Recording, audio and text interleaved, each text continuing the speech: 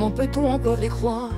Ils mentent depuis 60 ans, livrent aux pauvres gens, sans jamais hésiter ni culpabiliser. Des discours mensongers donnant de faux espoirs, et qui même souvent servent à camoufler leur magouille perverse et souvent criminelle. Sans vergogne, ils vous livrent fausses allégations, tout autant qu'ils inventent des études biaisées pour asseoir leur pouvoir et mettre en sujétion le bon peuple de France, jamais autant berné. Vous tous qui avez menti d'une manière éhontée, vous tous qui avez bradé nos biens aux étrangers, vous tous qui avez détruit notre grand et beau pays, tenez debout pour dire, vous serez très bientôt punis.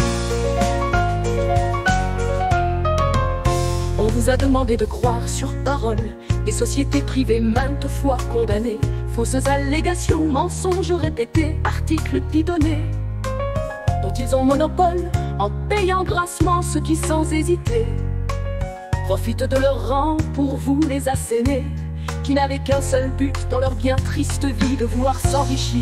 Au diable la conscience, nous quand on va parler, c'est au nom de la science. Ils vont sans s'arrêter, sans discontinuer, inonder les plateaux de la télé, complices de leur immonde logorée.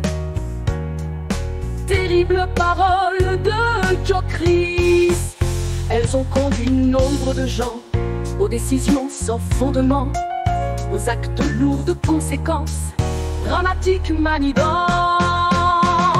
Vous tous qui avez menti d'une manière éhontée, vous tous qui avez bradé nos biens aux étrangers, vous tous qui avez détruit notre grand et beau pays, tenez debout pour dire, vous serez très bientôt punis.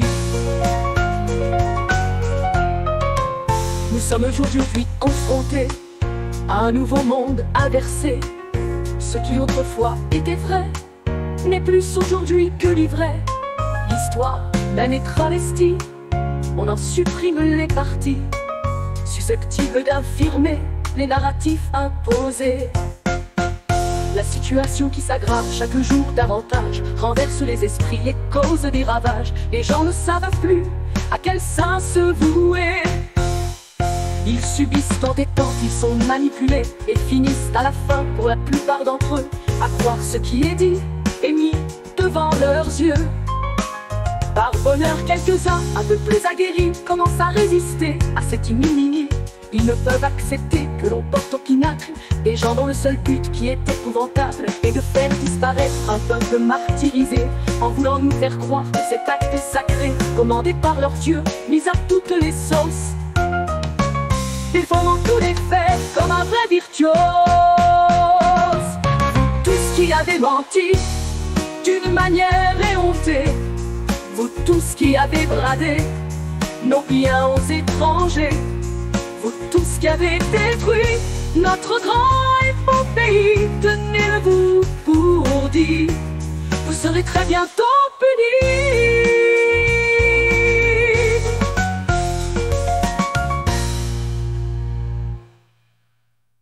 Bonnes gens qui voulaient m'écouter, peut-être serait-il temps d'enfin vous réveiller.